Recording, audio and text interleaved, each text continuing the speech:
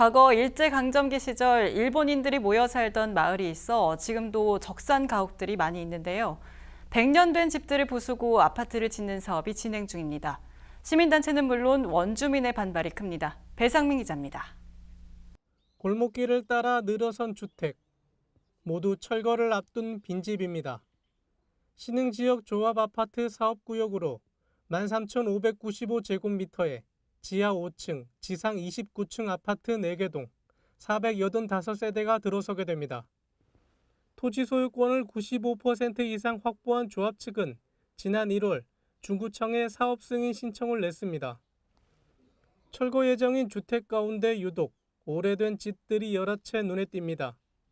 일제강점기 시절 지어진 적산 가옥들입니다.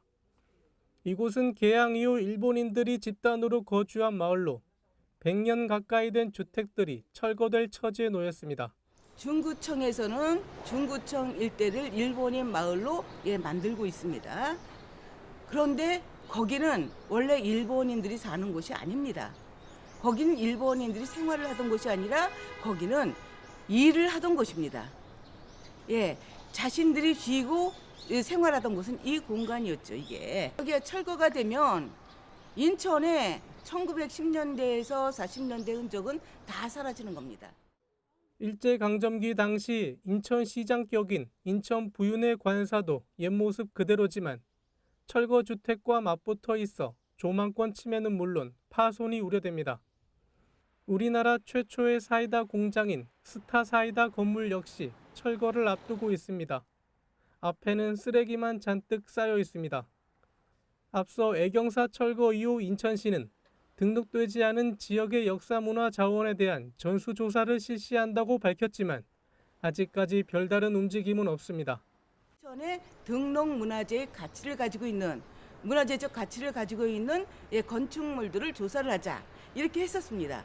그래서 그걸 하기로 했었는데 나중에 보니까 이게 결국은 2012년까지 등록된 등록문화재에 대한 조사였다는 겁니다. 그러니까 지금까지 이 예비 리스트, 미래의 문화재적 가치가 있는 자산들, 근대 산업 유산들에 대한 예비 리스트가 작성이 되어 있지 않다는 겁니다.